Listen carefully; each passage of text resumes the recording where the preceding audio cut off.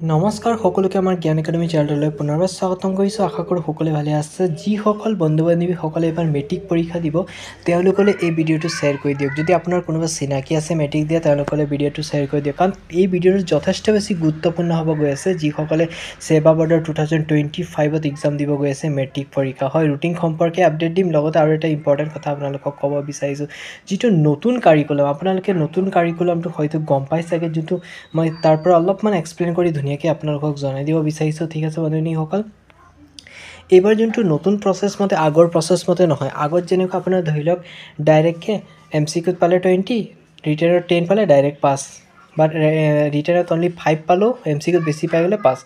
এইবাৰ এনেকুৱা ৰুল নচলিব। এইবাৰ গুৰুত্বপূৰ্ণভাৱে অসম চৰকাৰে জনাইছে যে এইবাৰ আপোনালোকে 13 থিয়ৰীত লগতে প্লাছ আপোনালোকে MCQত 13+ পাবই লাগিব। 13ৰ আশাত নাযাব, আপোনালোকে ভাল এটা ফলাফল কৰিবলৈ চেষ্টা কৰক। 9-10ৰ যোনটো কাৰিকুলাম আছে তাৰ ক্ষেত্ৰতো কৈছে। আৰু এইবাৰ যোনটো মানে প্ৰচেছটো এক্সামৰ, এইবাৰ আপোনাৰ প্ৰচেছটোৰ ক্ষেত্ৰত মানে কি হ'ব, আপোনাৰ ABCDকৈ থাকিব। ধৰি লওক ফাৰ্ষ্ট বেঞ্চে A পালে, ছেকেণ্ড বেঞ্চে B পালে, এনেকুৱাকৈ বুকলেট নম্বৰ সকলোৰে বেলেগ বেলেগ থাকিব। যাৰ ফলত কি হ'ব, মানে চেম নহয়, নহ'লে বহুতে চিটিং কৰি লৈ যোনটো MCQ এইটো থাকে লৈ পেলাই ধুনীয়াকৈ লিখি লয় বন্ধুৰ পৰা।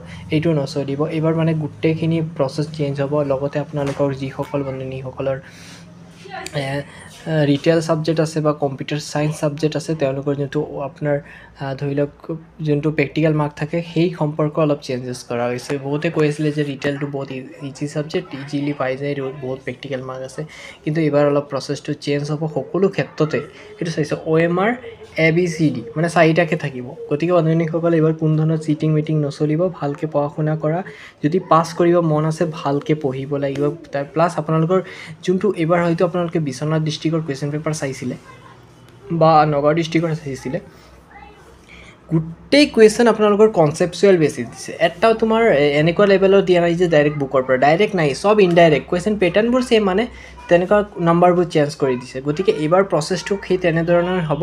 গতিকে অলপ টাফ হ'ব গৈ আছে। এই চেনেলটো ছাবস্ক্ৰাইব কৰি দিয়ক, যাতে মই আপোনালোকক নেক্সট ভিডিঅ'ৰ জৰিয়তে এক্সামৰ পেটাৰ্ণৰ কুৱেশ্যন পেটাৰ্ণবোৰ ডিছকাশ্যন কৰিব পাৰোঁ। লগতে আৰু এটা ইম্পৰ্টেণ্ট কথা কৈ দিব বিচাৰিছোঁ, আপোনালোকৰ ৰুটিন মতে ফেব্ৰুৱাৰীৰ লাষ্টত নহ'লে মাৰ্চৰ ফাৰ্ষ্ট উইকত আপোনালোকৰ মেট্ৰিক এক্সাম অনুষ্ঠিত হ'ব গৈ আছে। গতিকে প্ৰিপাৰেশ্যন ষ্টাৰ্টিং কৰি দিয়ক।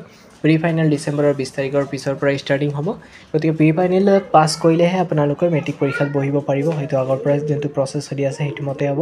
গতিকে বন্ধুসকল, এতিয়াৰ পৰা প্ৰিপাৰেশ্যনত লাগি যোৱা, আৰু কিবা অসুবিধা পালে কমেণ্ট এটা কৰিবা, মানে আপোনালোকে ইমেইল কৰি দিব, মই ইমেইলৰ জৰিয়তে ৰিপ্লাইটো দিবলৈ চেষ্টা কৰিম। ঠিক আছে, ইমানেকৈ সামৰণি মাৰিছোঁ। নেক্সট ভিডিঅ'ত মই বাকী আপডেটবোৰ আপোনালোকক দি দিম। ধন্যবাদ।